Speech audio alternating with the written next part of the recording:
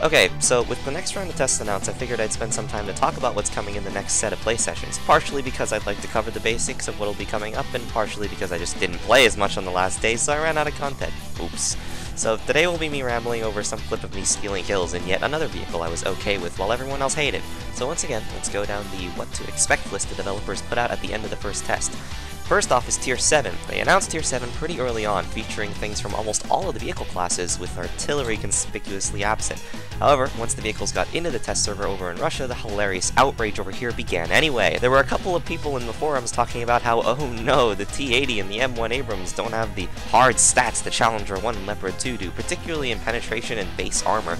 I don't know the specifics of it, because I never looked at any of the stats at all. I just played for the raw feel and sex appeal of this stuff, so I'm definitely going to have to withhold judgment until I actually get to play these things, because unfortunately, I don't feel the need to look at a spreadsheet just to figure out how to get up in the morning.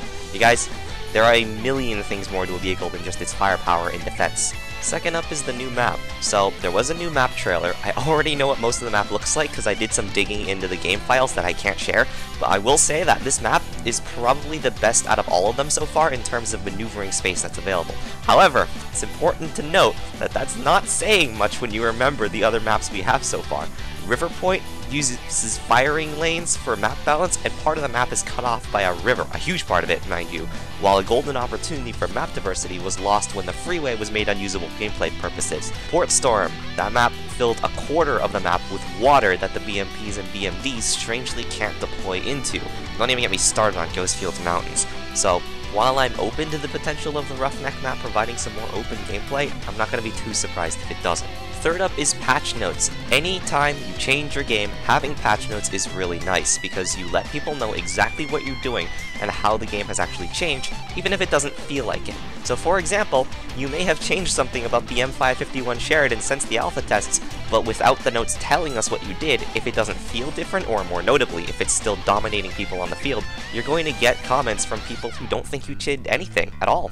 So yeah, more patch notes and hopefully no hidden changes. Next up is the start date, which they just announced. The second beta test at the time of video is tomorrow. You should be able to download today, so get on it. Times are extended an hour this time around, with the EU test getting an hour tacked onto the end, while the NA test gets the extra hour added to the front so that I can't have dinner at the normal times that I do. As for the actual patch notes, they've made some optimization changes to help people who run on hamsters, as well as fixes to some map-based issues. They also apparently extended the sensitivity settings to help combat the supposed bug that almost everyone had an issue with when playing from the gunner's view. I wouldn't know because I was one of the few who never had a problem with it. There are also some optimizations in the works in terms of interaction between client and server, so hopefully we can eventually be rid of these ghost tanks, and hopefully fewer disconnects in general. They also reworked the economy and experience system, as well as multiplying all numbers by 8 in the process of doing so. Why the inflation part was necessary, I don't know, and I do want to see an explanation for it in the future, but I have no bargaining power with Obsidian, so I guess I shouldn't expect it. Ammunition of all tanks across the board took hits in armor penetration numbers, supposedly for the sake of making battle tanks more viable. I would much rather have given battle tanks increased mobility, considering the artillery dodging issue that only exists for battle tanks, as well as my own personal playstyle biases favoring a faster paced game. But I guess if it works, it works. We'll have to play the game to see how it is.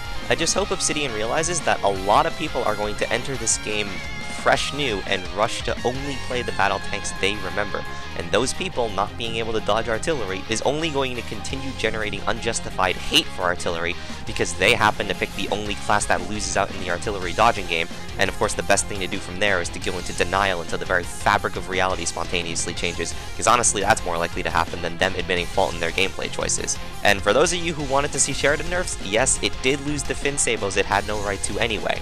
That won't stop its mobility and mobile accuracy, but hey, maybe the penetration nerfs to its heat round will actually mean something when it attacks the front of a battle tank. We'll see when we play. That's about all that I remember. So have fun with the next test, and maybe come back here when you're done, pretty please.